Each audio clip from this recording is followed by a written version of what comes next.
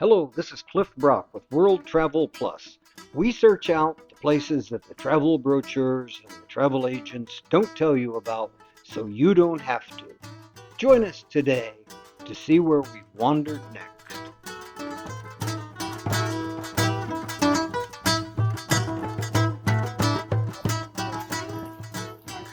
Turkey continues to delight as we wander through the castle here in Bodrum. This country is not only friendly, it's also very clean, very modern looking. This is a pleasant surprise. This is our second Turkish city in this project, and we continue to be delighted by what we're finding in Turkey. Turkey may well be a destination that we choose to return and visit again. We recommend it. Very important in Bodrum. There's more to the city than just the sun-dappled beaches. This is a community of bougainvillea-draped buildings and palm-fringed avenues, a castle-dominated skyline. It's got a beautiful marina and boardwalk. Bodrum is ideally situated, a very short ferry ride across from Greece, so sun lovers can easily jump on a ferry for a day trip, or more and more as the city's developed, it's having more tourist facilities that can accommodate longer stays. In any event, those who are looking for sunshine, beaches, and beautiful water can find it in this little corner of the Mediterranean. What a pleasant surprise this morning. As we walk along the waterfront, I started to see very, very, very small sailboats. Then more, then more, then more, until there were hundreds of sailboats on the bay. We watched in fascination as they all went out at the mouth of the bay and gathered. As I asked around town, I learned a very heartwarming fact.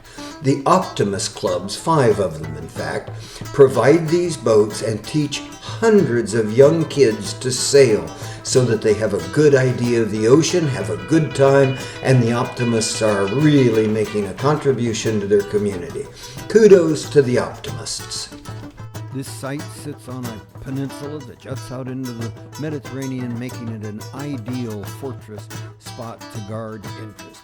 It had been inhabited and used back to Doric times, 1100 BC. So the Crusaders were building on a long tradition. Bodrum Castle had really sort of fallen into disrepair after the knights were defeated by Ottoman forces in both 1453 and 1480.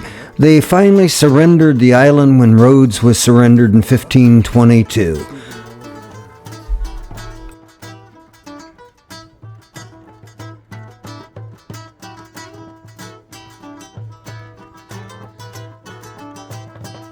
Normally, you don't think about the Crusades when you think about Turkey. The Knights of St. John, 200 years before the building of the castle at Bodrum, had been defeated. So you ask yourself, why in the world would they build a castle in Bodrum, Turkey, and have such a large necropolis?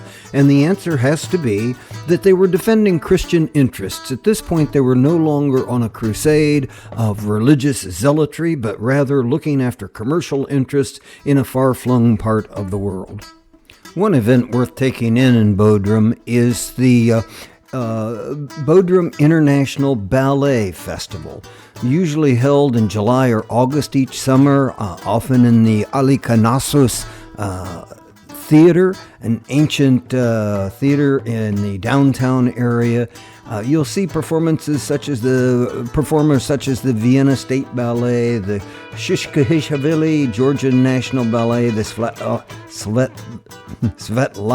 Zakharova, and the Alonzo King Lines Ballet. Worth a trip if you are a big ballet fan.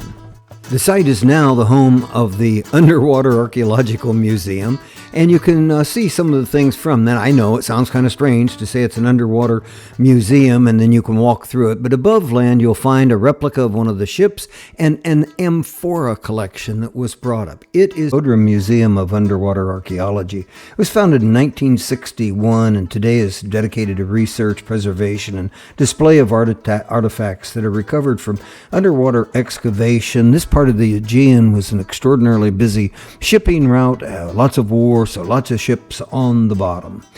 It sits on the site of the ancient city of Halicarnassus, which once housed the mausoleum of Halicarnassus, one of the seven wonders of the ancient world.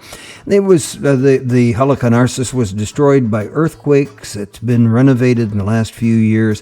Today it has a remarkable collection of amphoras, ancient glass, bronze artifacts, and clay items and iron relics. The castle in town is certainly one with a storied past. Its full name, by the way, is the Castle of St. Peter, the Liberator of the Order of the Knights of the Hospital of St. John's of Rhodes. That's a mouthful. But given its strategic location, it's been a notable military garrison for years and years. It was built on an island of Zephyria, about the same time the Trojan Wars were going on, and King Massalos in 377 to 353 was in charge of the Empire of Caria and decided to move the capital to Halicarnassus. The Zephyrian Peninsula was small, but it was connected to the mainland, and so it made a very defensible position. Almost no visit to any European town wouldn't be complete without a visit to the market, and the Bodrum Grand Bazaar was a particularly robust market. People were really out getting their grocery shopping done. Very few tourists in this market. That was not terribly surprising. I don't think this is a huge tourist venue. There are several quiet little niches where you can go and get some lunch. This was a little plaza with an outdoor restaurant. It was just felt pleasant, kind of green and nice to be in. You also need, while you're in Turkey, certainly in Bodrum, to stop and get a glass of pomegranate juice. This is almost the national drink of Turkey, so our group stopped by and watched as the vendor squeezed the juice and provided this very healthful drink. Pomegranate is rich in polyphenols and it's a powerful antioxidant. And they tell me that helps reduce levels of reactive oxygen species in the body. That ROS is produced during metabolism and exposure to toxins. So I guess pomegranate juice in the Turkish view flushes the body of these antioxidants, and the antioxidants can remove this reactive oxygen species.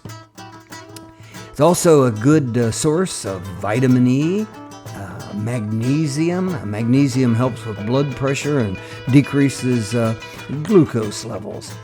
They tell me that pomegranate's been linked to cancer prevention. It may inhibit the growth of cancer cells related to prostate cancer, and ingredients may also help prevent breast, lung, and skin cancer. Hard not to like a product that does that many good things.